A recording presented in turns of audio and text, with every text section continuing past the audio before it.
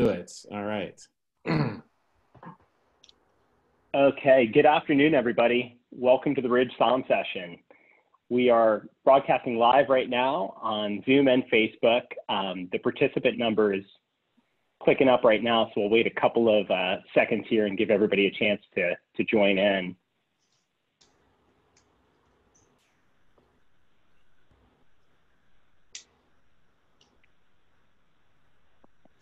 We'll get going in just another couple seconds here.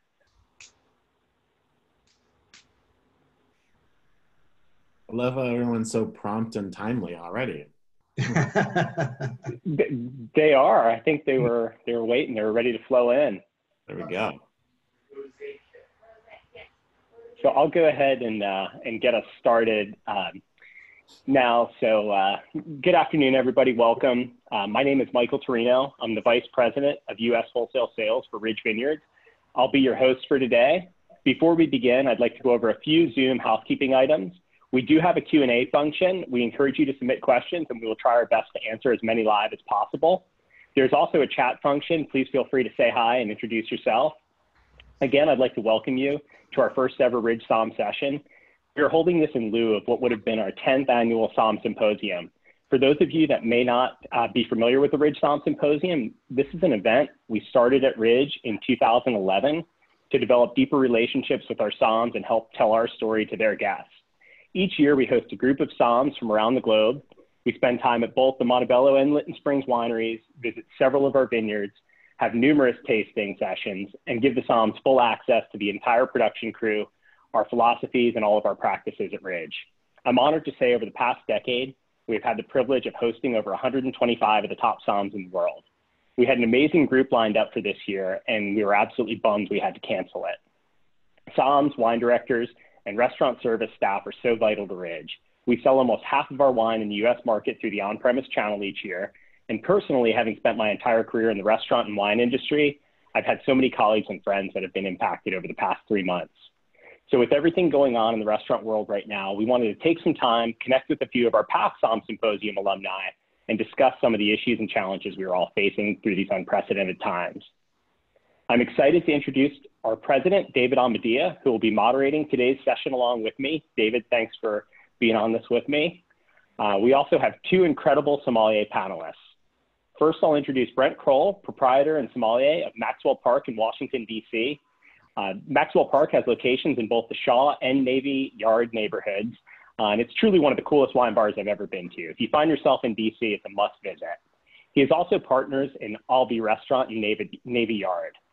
Brent has been featured in countless publications, was named a 2018 Food and Wine Magazine Sommelier of the Year.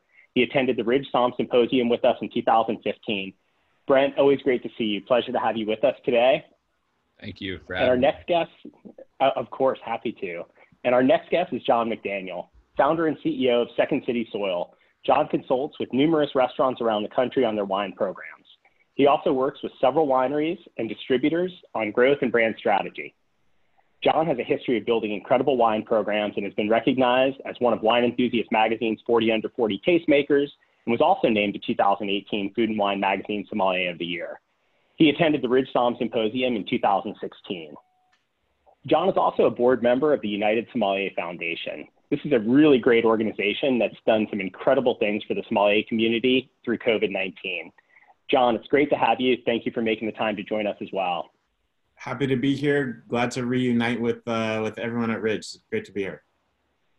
Thanks, Jon. And lastly, before we get into the topics, this session really is about the state of the industry. It wouldn't be Ridge if we didn't have some wine involved. So we're going to be casually sipping our 2018 Estate Chardonnay, 2018 Geyserville, and 2017 Estate Cabernet. So Brent, Jon, you can certainly ask questions, but it's really about the issues and the topics that you guys are facing right now. So first off, I just wanted to check in and ask how you guys are doing. Brent, maybe I can start with you. How are you? How's your staff? I know you're at Maxwell right now at Navy Yard. Yeah, our staff is doing good. DC's in phase 2 right now. I'm just trying to figure out a new normal. Right now, the DC alcohol board called ABRA, they're thinking about passing something that I think should be implemented in a lot of states that don't have it. They're going to allow bars to start selling alcohol to go, hopefully. But we're right now we're seating with 6-foot distancing. We're trying to increase our outreach to people in social media and e-commerce, and just taking it a step at a time. Great. And Jon, I wanted to ask you about something that you've been intimately involved with for some time. Well, that's the United Sommelier Foundation. Sure. And clearly, it's been a very difficult time for somms in the U.S. right now and around the world. But maybe you could share with the group a little bit about what the foundation is about, and the money you're raising, how you're raising it, and where that money is going to. Certainly, and thank you for being able to allow the foundation to have a platform. And I know a lot of sommeliers that I see some on this chat as well that have been able to benefit from it. And the goal of the foundation really was started by a couple sommeliers right around the time that this became serious, that we all looked at how restaurants were potentially going to close right around the second week of March. And what started as a GoFundMe campaign, which is only a 30-day, option, turned into a long-term foundation that we hope as a foundation to, be a resource for sommeliers and those in the wine profession, looking at them as people. We look at some of the different organizations that are out there, for sommeliers, whether it be Somm Foundation, Guild Somm, the Court, WSET, whatever. Those are mostly focused on education. And what our foundation really hopes to do is to look at how we can help the profession, but also the people in a time of crisis, that we don't know when restaurants are really going to come back and be able to be there full time, and what that really looks like for the job of the sommelier and how we can support them. So, now 3 months in, we're very close to that, almost hitting $1 million so far in partnerships and fundraising. And that goes all back to sommeliers. So anyone that is listening and participating here, definitely we encourage you to apply. There is a time here that we're here to help anyone that wants to be in a position to help and to apply for that. Any of our partner wineries, Ridge has been so generous in the partnership that you've given to the foundation, so thank you for that. And we've almost been able to help about 1,000 sommeliers, and we are continuing to be here for the next crisis. And that's the part of it that we look at, of there will be a tornado in Nashville or a hurricane in Miami, or these kind of things that we hope as a foundation to be able to, offset some of the, expenses and crises that our profession and our peers will have eventually for those kind of things too. Yeah, well, good on you, Jon, for taking a leadership role here and stepping forward and helping your community. So cheers to you on that. Yeah, that's really fun, fantastic, and something we were thrilled to support and really proud of. And it's going to be great to see how that foundation continues to evolve. Yeah, and it's there is no end to it in our goal, and we look at how we can continue to help everybody going forward, and that's part of this, is that we want to be around for the long term and involve everyone in the community, and that really helps the community engage with the foundation too, and communicate what the community needs. Yeah. So I mean, this has been very disruptive for somms. It's been disruptive for all wineries too. I mean, for us at Ridge, overnight, 40% of our business in the U.S., basically disappeared as all the restaurants closed. Two of our two tasting rooms were closed, so we've had to make a lot of adjustments. But I think what we're interested in to talk to you about today is the future of restaurants and what your thoughts on that are going to be. And I mean, I know we're all somewhat guessing a little bit, but Brent, maybe some of your thoughts about what the restaurant business is going to look like 12 months from now. Have you any thoughts on that? Yeah, I think for 12 months from now, I think what I'm kind of seeing is I don't know how much of a comeback fine dining can make from this, or what the upper echelons of white tablecloth and stuff like that. I think in terms of hugging, guests or shaking hands or having hand sanitizer, I don't see that being normal.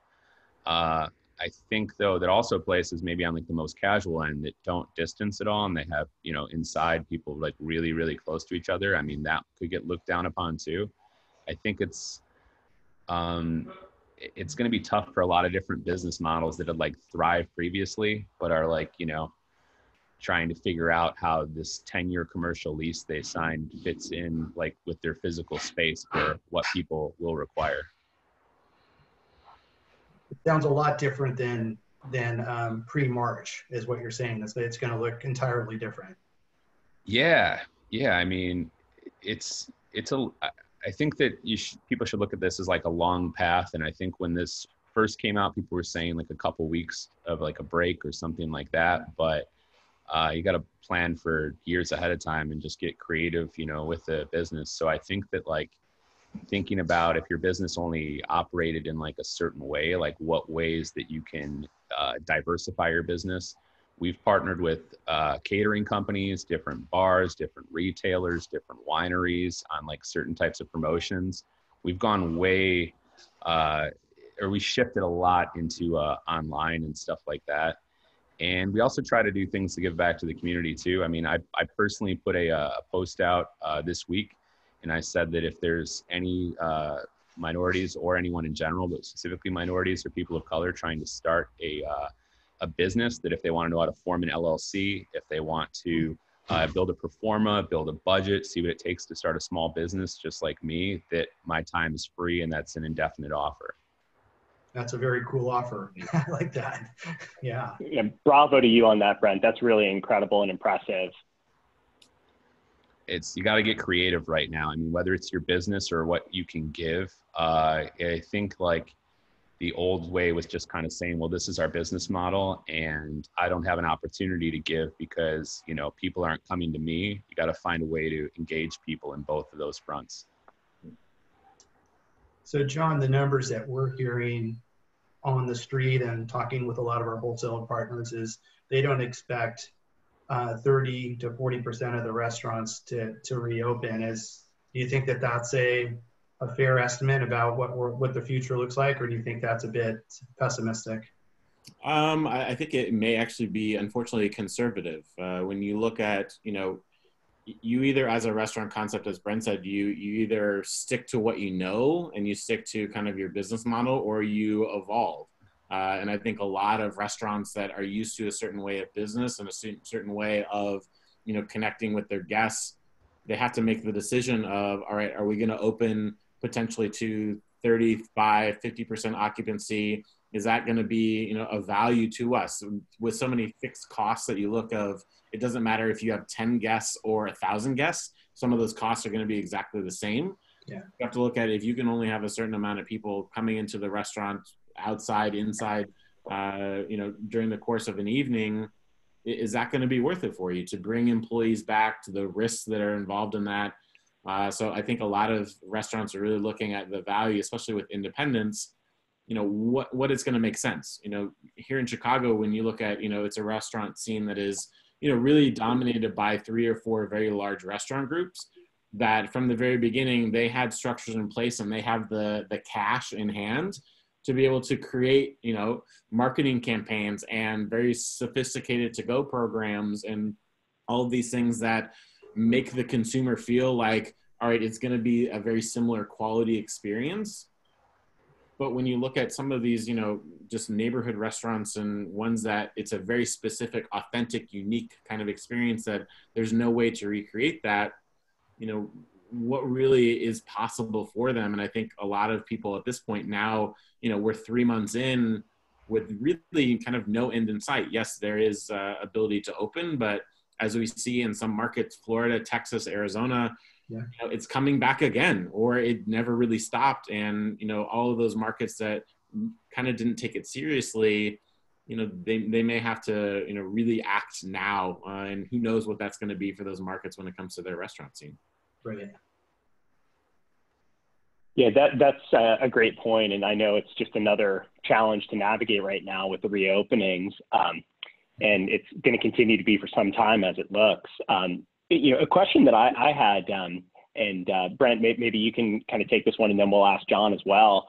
As a proprietor and operator, how do you approach rebuilding your wine program under the current state of business? Your list has shrunk, I'm assuming, a little bit.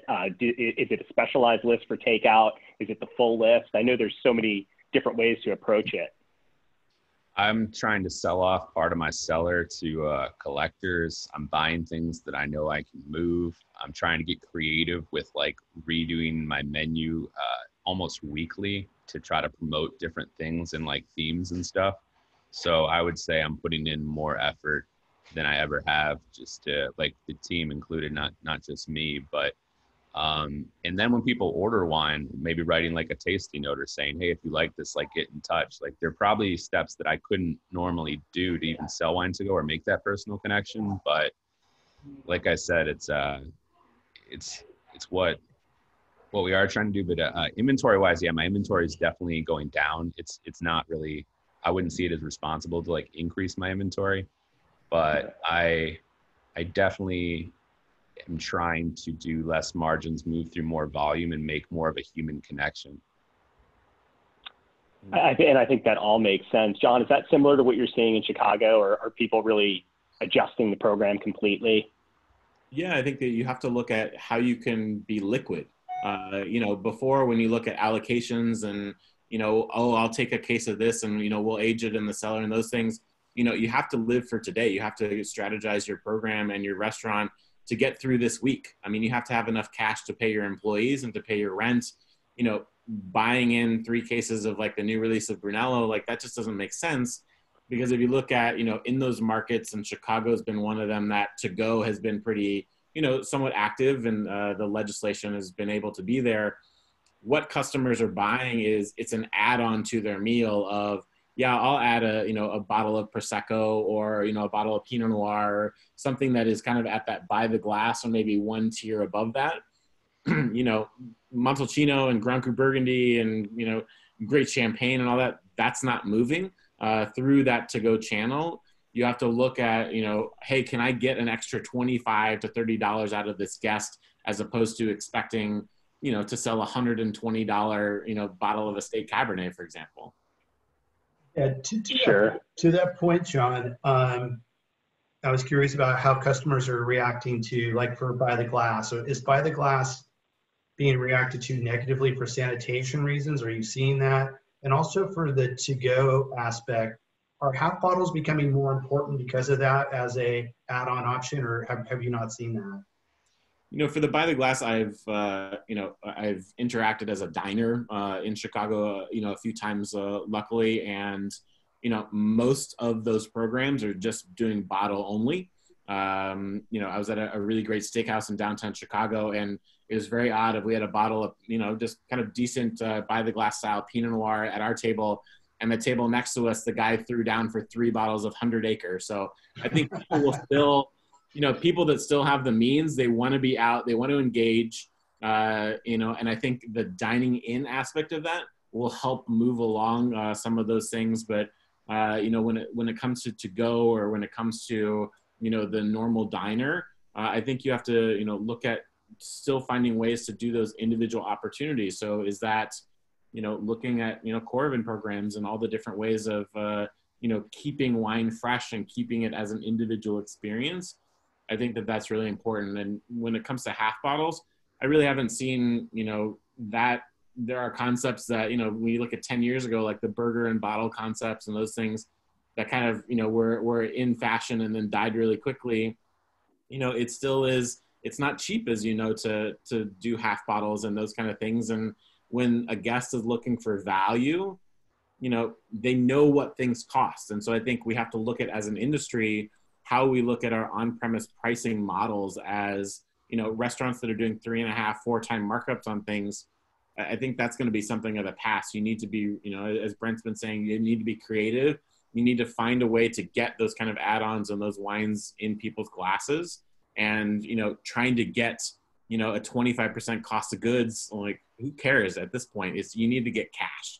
You need to be liquid so that you can continue to keep open and continue to keep your employees safe and in business,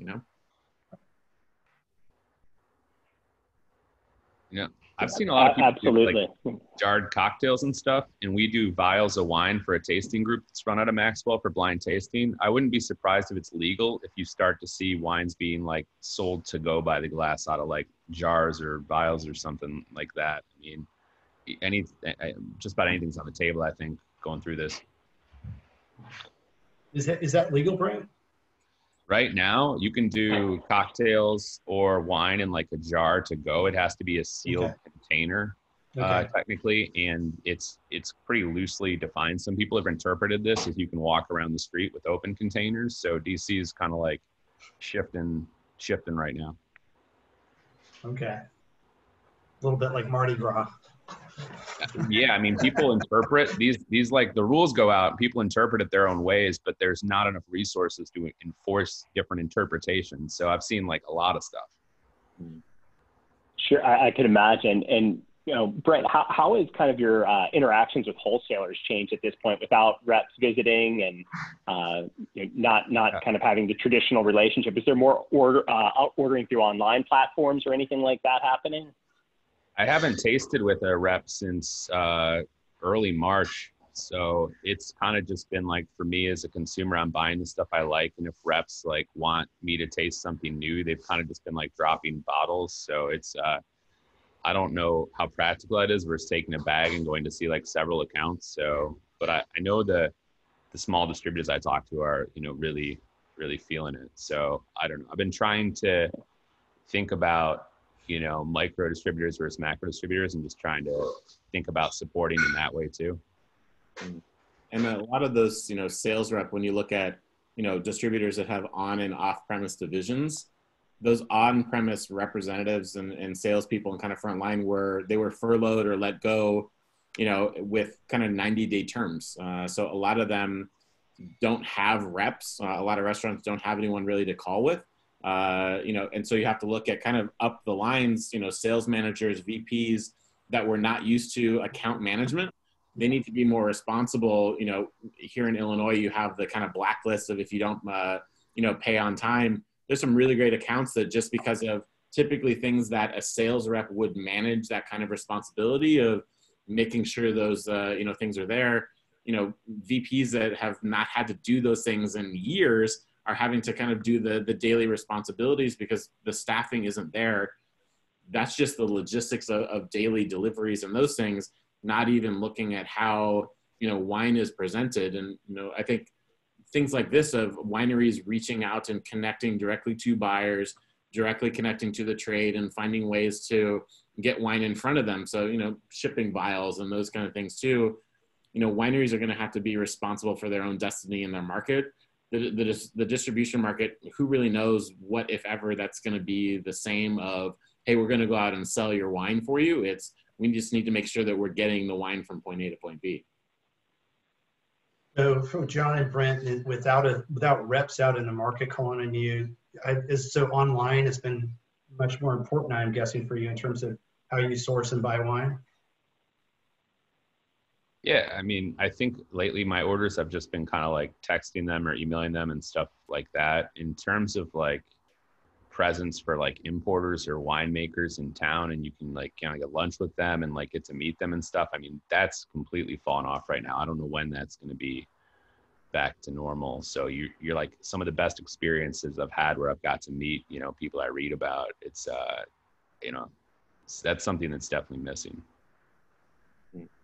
I mean, when you look at, you know, a program like, you know, what you do at Ridge of allowing sommeliers to come to the winery to experience it, you know, the future of that, you know, I know a lot of wineries and a lot of people would love to recreate a similar experience.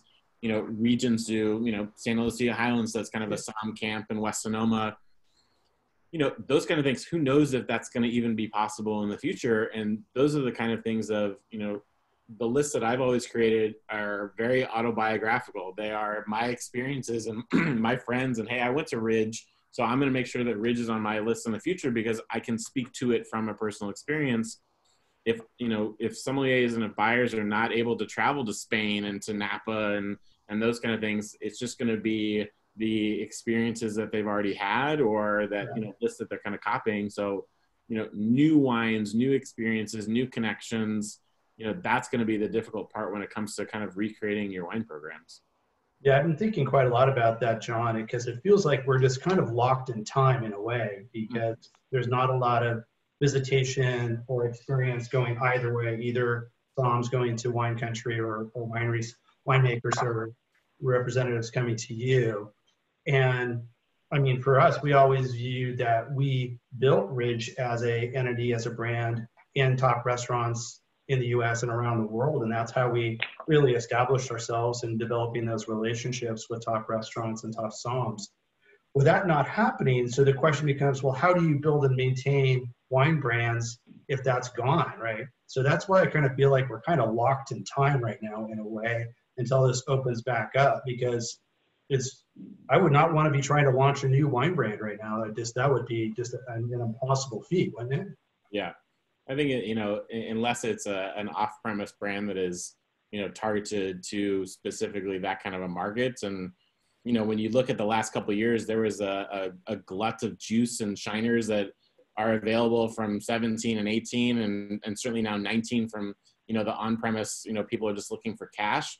So there are a lot of, brands out there that are going into, your chain channels and, other off-premise that see a ton of new labels. And, when you look at all these DTC, wine clubs that are popping up, and, some of them have actually pretty good juice that it's, an NDA that was signed that, hey, we got it from this place just because the winery is trying to get some cash flow. But especially if they're used to selling only an on-premise, it's either the wine sits in your warehouse or you have to find a way to get it in front of people.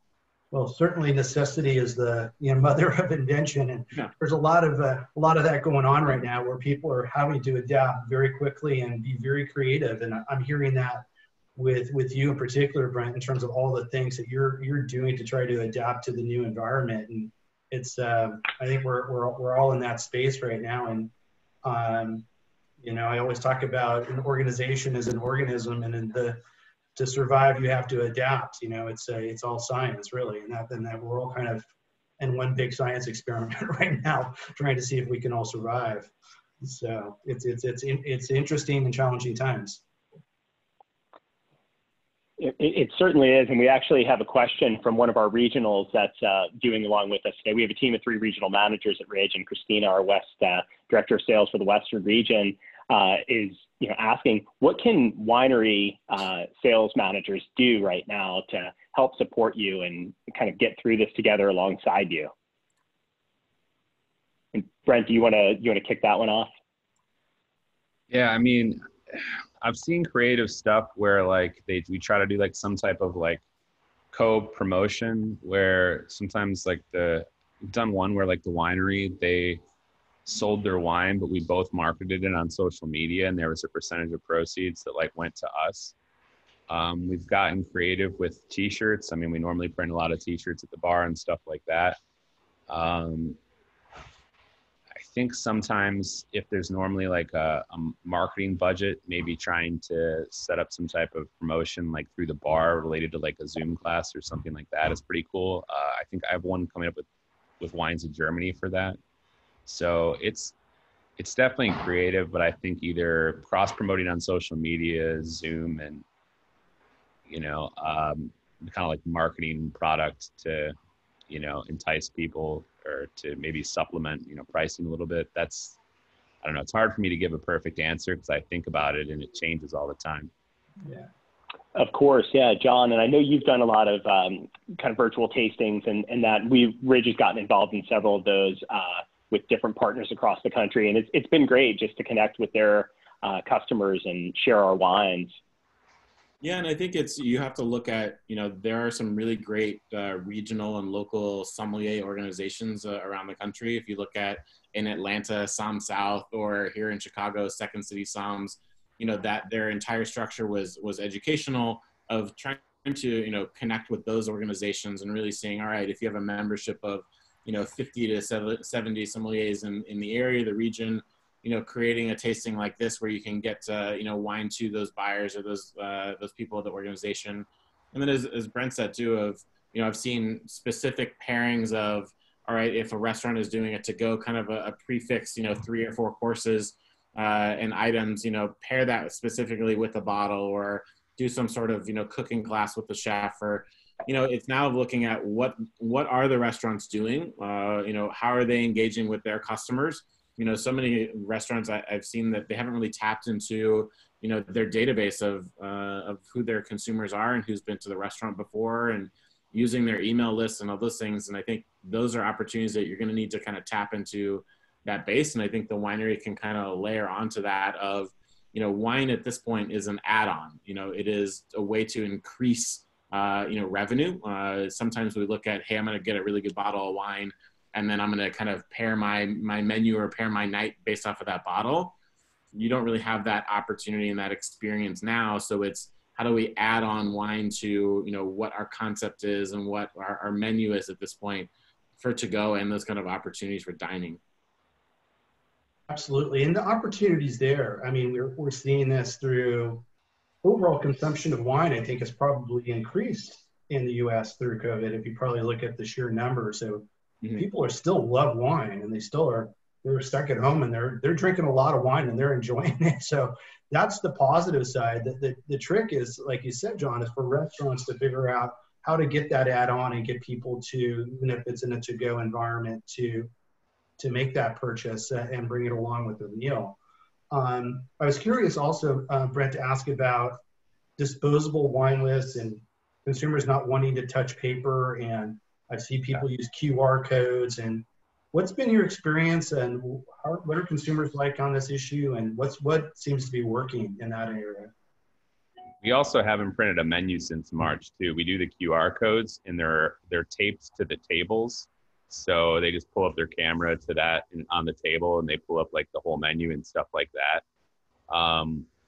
Which we try not to pass pens too. We say that we're adding an optional service charge, and if you want to change, let us know. But that way we don't have to, you know, switch pens back and forth with you and stuff like that. So the QR codes, honestly, working with them, it's been kind of a breeze. I think that how nice menus look are sometimes like aesthetically like pleasing to the guests, but I think like them opening it up through their phone, and everyone has, you know, a phone that's capable of doing it that we've got. I mean, it's been a breeze for service, honestly.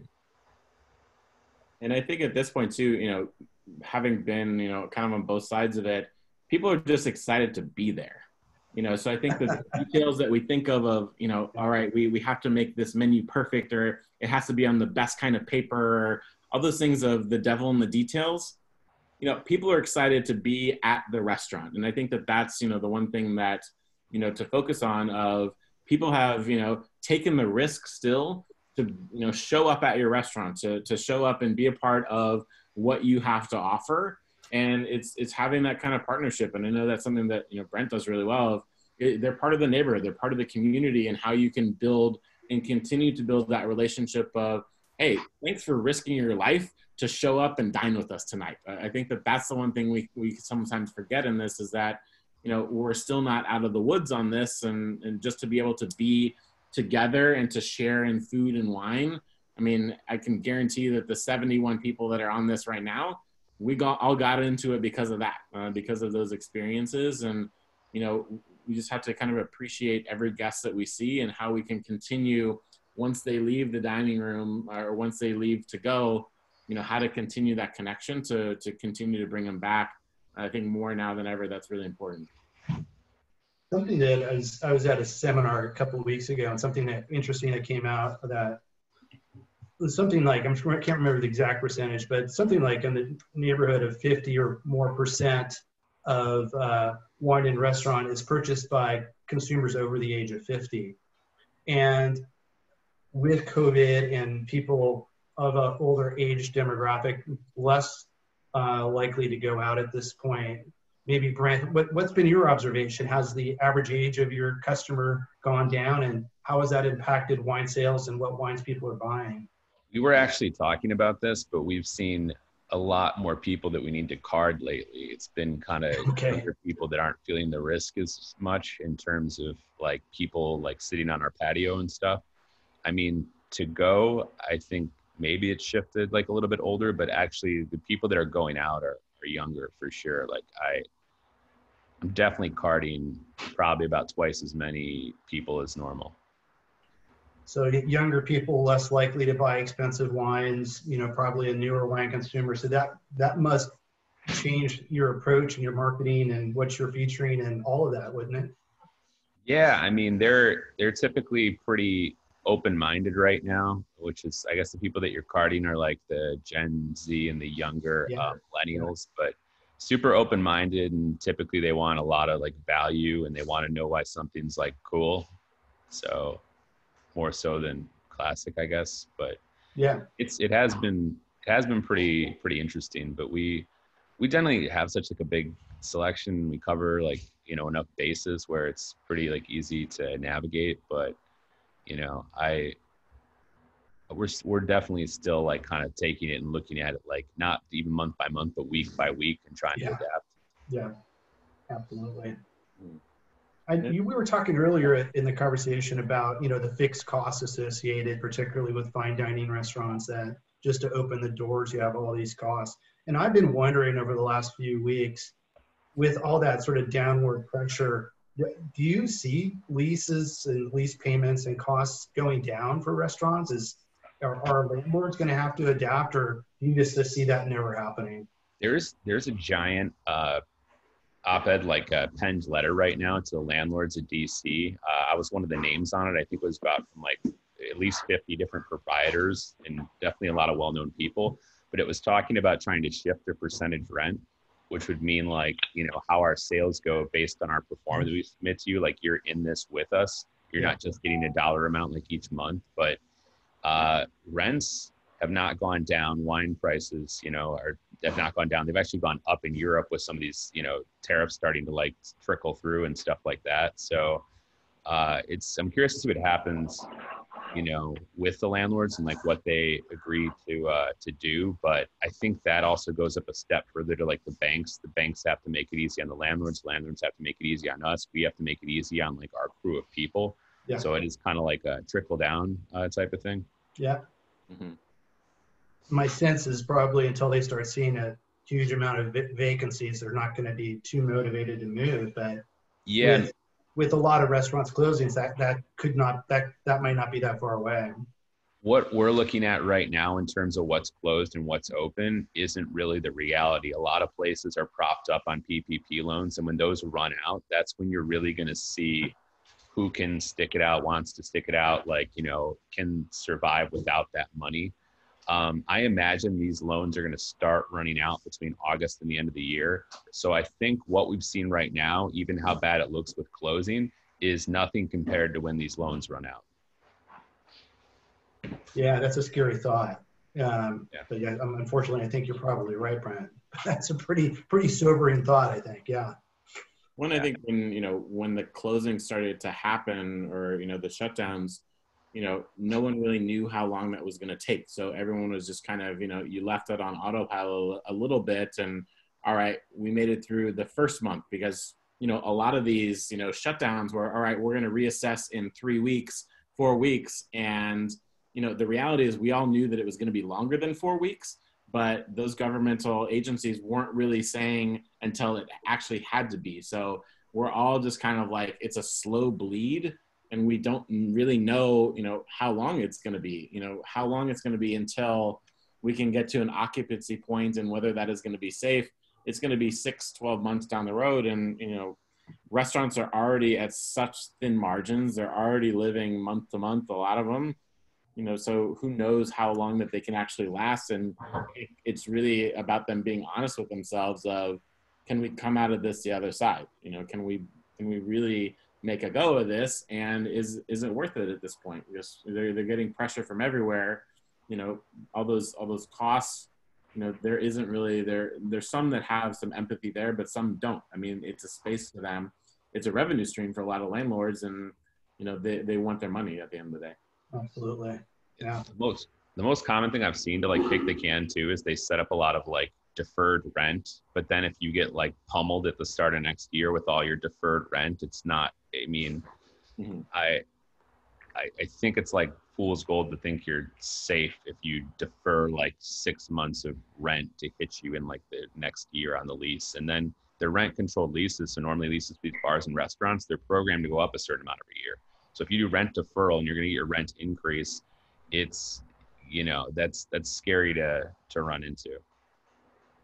Yeah, you're pushing a bigger problem down the road, basically, and eventually, yeah, it's going to be there either you're gonna have to deal with it or it's gonna have to be adjusted. So I agree with you there. Yeah, outdoor dining has become a big thing and an important piece of this. I'm just wondering, are we going to become more European? Is this going to force us to have more outdoor dining on a permanent basis? And then I also wonder a little bit about, colder weather areas. What happens, when that all gets shut down. It's a nice thing in the summer, but that's it for those areas. It's just a temporary fix, isn't it? Yeah. I think right now I'm seeing that. So I'm a part of 3 businesses, and I would say 90% of people want to sit outside, and like we're barely getting anyone who wants to sit inside. And inside, our bar can fit 50 people. I think we're set up to get about 12 to 16 as like our capacity, with like trying to space it safely, mask, sanitizer, all that type of stuff. And still people just don't want to take it. So I know friends of mine who have restaurants and they don't have a patio, and it's just like miserable in like these like, kind of nice months before it gets too hot. And, the places that have huge patios, are, I think, doing a lot better right now. So but like I said, a lot of times the normal commercial lease, when you sign it, standard is 10 years. So a lot of these leases were signed before any knowledge that something like this could ever happen. So it's like, it's kind of like a game of like Tetris, like how you pivot into patio. But I think patio is absolutely looking like, at least for this and next year, like there's much more importance placed on it. Yeah. And when you look at, a market like Chicago, if it's above 50 degrees, we're outside in shorts. Like I deal with the garbage that is winter here so that I can go outside as soon as humanly possible. And so you've seen here in Chicago and kind of in the neighboring suburbs of the city shutting down certain streets to create walking traffic to be able to expand those kind of outdoor patio areas for restaurants. Obviously, it doesn't help everybody, but at least there is that kind of focus of, all right, we can expand, a restaurant that may have, 40 seats outside. If we shut down the street, maybe they can have more than that and be able to still distance properly and keep everything safe. So there is some opportunity there, I think, in major markets to be able to do that. And, here in Chicago, we just opened up basically in the last couple of weeks, and it's rained half the time. So, every day is how can we make today the best day possible? And, it's really difficult. And we're going to come to the other side of that, of what happens in November, when we're not able to do that anymore. I have to say, I have seen that local governments have been pretty cooperative on this front in terms of changing licenses and allowing people to build out patios into the street, sidewalks, parking lots, whatever, to do this. Has that been your general experience too, that there's a lot of cooperation there? I think that it's been cooperation, but I know it's been like, you got to kind of like fight for it. And there has to be people like speaking up. Like when they did the first like, kind of like relief type of like government like forum for like DC, it like didn't include bars being allowed to do alcohol to go. And I was like verbally like emailing everyone in the city council. I sent an email to like the mayor, and then it got added. But a lot of these things, like when they pass them, they don't consider tipped employees or bars needing to sell alcohol to go. So I think I've seen a lot of these things need to be like adjusted, or they come out with something and it generally confuses people, so they interpret it on their own, and then it's just kind of like whatever happens. But I definitely think that like the idea is to help bars and restaurants. And I think what a lot of the public doesn't necessarily realize right away is like the beverage industry, and this is like wineries, bars, restaurants, sommeliers, in terms of time, in terms of product, in terms of resources, it's a really, really charitable industry. There's a lot of taxes paid. There's a lot of time donated. There's a lot of product donated. And to take this industry for granted, I mean, you're not really going to, if there's like a fundraiser for, a certain illness or a certain school, you're not going to go to your grocery store, or your bank. You're going to hit up a bar and hit up a restaurant. And people need to keep that in mind. Absolutely. I've heard the number, Brent and Jon, I can't name it off the top of my head, but the percentage of people in the US who work in the restaurant industry it's mind blowing. I mean, it's a huge number of people. So yeah, that's surprising that they don't respect that a little bit more. Yeah. Yeah, it's. I know I've seen the restaurant industry alone is around 900 billion in the U.S., and it's really been overlooked through this whole process. Yeah, and it's only kind of scratching the surface as to what really it needs. I don't think that we know exactly how much damage it's going to be yet, because a lot of markets still aren't able to fully open to their capacity. Yeah. So talking more a little bit about the consumers, I think we've kind of established the consumer is excited to get out of the house. They're a little bit younger, or maybe a little bit wary, and probably, interested in maybe a slightly lower price point. Does that pretty much sum up what we're seeing in terms of consumer behavior right now? I think so far, yeah. Yeah. Okay. And Brent, I'm sorry, go ahead. Sorry, I guess I've seen on like Highend or like rare allocated stuff, if I like slash my margin, I can sell it like to go, and that's been successful. But people that are actually like coming to drink at the bar and dining on our patio, there's no high-end sales there. It's all with a lower margin to go. Mm-hmm. Is it just really a matter of not being able to create the right atmosphere for a higher end wine sale in terms of Normally I think when people come in and like get these bottles that are higher end, it's more like celebratory, like with loved ones. And I don't think this is as much of a celebratory year for most people. I try to tell like the staff that like, just assume that everyone has gone through a lot this year. So if people treat you a certain way, talk to you a certain way, or order a certain way, just don't take anything personally. And so I think more when I sell these high-end bottles at lower margins, they're for people to put in their cellars for later, and people aren't really like celebrating on high-end wine lately in the places I'm involved at. Mm-hmm. Yeah. I'm just thinking in terms of the ceremony of the service and the decanting and tableside service, and now your server's wearing a mask and maybe wearing rubber gloves. I mean, it's hard to recreate the elegance of wine service and under the current circumstances, I would think. And it's like, are people willing to buy those more expensive bottles under this sort of new reality, right? Yeah, I think it's difficult. I mean, you can expand this to the restaurant cost and experience. A great example is Alinea here in Chicago, 3-star Michelin restaurant that, you can't walk out of there under $500 a person. And they are recreating, and they're doing, $35 to $50 per person to go. And the ability to sell off some of those wines. And, it's mostly, pairings with the tasting menu, but, to be able to buy a bottle, for $40, $50, $60 from a restaurant like that with a cellar that they have, you have to do what you have to be able to survive and to recreate. And they do it in their own ways of, what you get is not a fully, a lot of it is par cooked, and they give you very detailed, descriptions, and hey, you put it in for 15 minutes and we put a piece of lettuce on the prime rib because of this and this and this. So the restaurant can still stay true to themselves.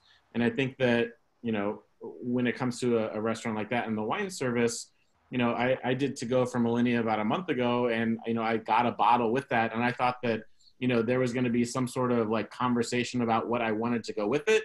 There was just a bottle in the bag, and then I went. And, there wasn't really a choice in that, and it was a great bottle. And they probably hooked me up a little bit more than the normal guests, and I'll take that. But, those kind of experiences of, the sommelier to guest experience is a face-to-face experience.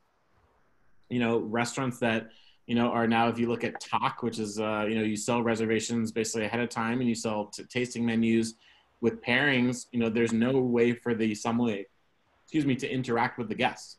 Everything is prepaid. Everything is already set, so that there is no kind of flexibility there. There's no opportunity for the sommelier to share their experience, to share their knowledge, to share why they're getting paid, frankly. So I think that's, sommeliers in the restaurants that, hopefully that they're being able to be hired back at all. In that position, they're going to have to show their worth and how to be creative, and to show those, hey, this is an idea that I have that can apply to our restaurant concept for patio, for dine-in, for to-go, that I think that wine can be a part of.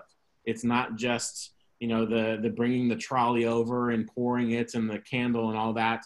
You know, it's, hey, this is how I think that we can fit into our current status and our current experience that still is special. You know, how do we do that now? And I haven't seen that. And I think that's a way that the sommelier can really contribute to the experience and to the revenue of the restaurant.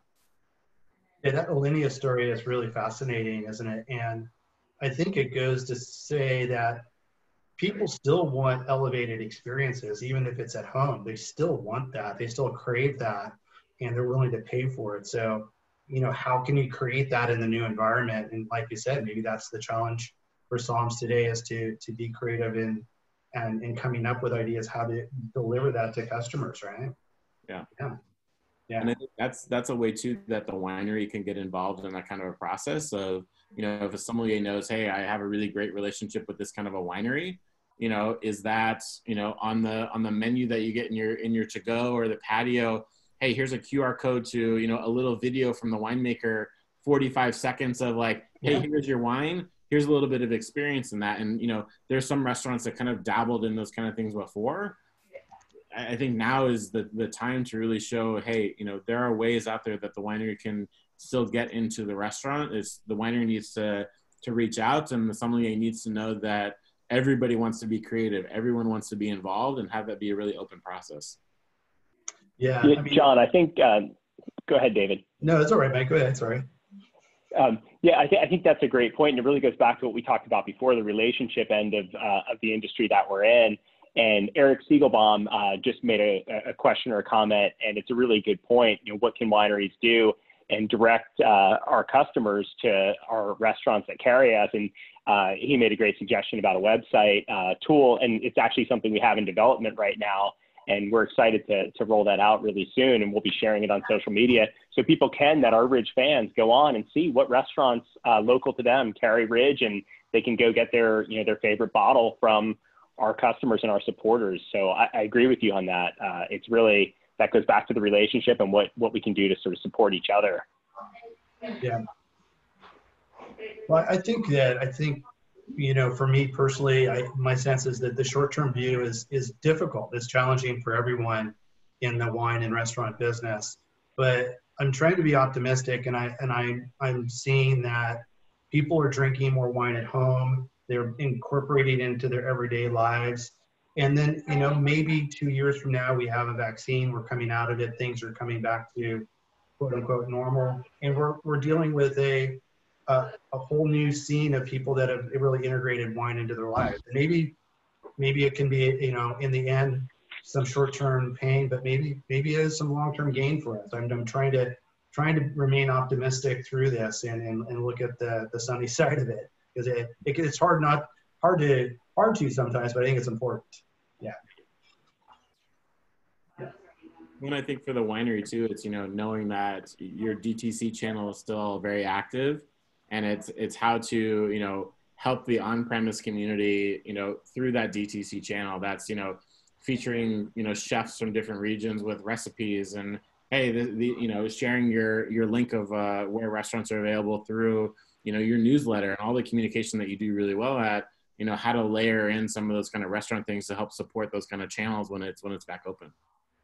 Yeah, we'd love to do more of that. And the challenge there is not executional, but more legal, how we can do that in a legal fashion, right? Yeah. But we're willing to walk right up to that line to do it, but we just need to be careful about that, right? In terms of the current regulations. But yeah, we would love to do more partnerships with Somms and restaurants and through our social media. And what we found through this is that the Ridge consumer community has been really hungry for information throughout the COVID-19 lockdown, and the Zoom tastings we've done for consumers have been, you know, 300-400 people at a time to show up and taste wines with our crew. So there's a lot of interest out there, and we just need to properly direct them, right? Yeah. Great. And it's really through this, social media has been such a big part of communication and connection with people. And I know both of you are very active on it, and you know, it's really kind of kept people in touch with restaurants and what's going on, and what the hours are, what the to-go is, and all of that. And it's really become an important part of the business model. It already was, but even more so now. Mm-hmm. Yeah. So. Good. Great. I think we've kind of almost come to the top of the hour here. So we've spent about an hour together, and I want to be respectful of your time. I know you're both very busy. Brent, I know you're ready to open up a restaurant and get rolling for tonight. So I don't want to keep you guys any longer, but I really want to thank you for the time. It's been a fantastic conversation. Thank you for joining us. Thanks for the viewers for spending an hour with us. We really appreciate your time as well. Our thoughts are with all of our Somm friends and industry friends right now. And if anything, the restaurant business is very resilient, and I know we'll get through this better on the other side. And for the time being, you know, we wish you guys the best of luck, and we hope to be dining in your restaurants really soon. Very soon. Yeah. I think it's the best thing we can all try to do right now is just be kind on a day-to-day basis. And you have some of the kindest people I've ever interacted with in the industry. So it's a pleasure to be here. And I always love seeing you guys, telling people to visit you, everything. I mean, it's all nothing but positive. Thank you. Thanks, Brent, and thank you, Jon, as well. Appreciate your time today. And thanks. Thank you both. Thanks to your team, and stay safe, everybody. Yeah, good job, Mike. Way to go. Thanks, David. Thanks, guys. Bye. See you soon.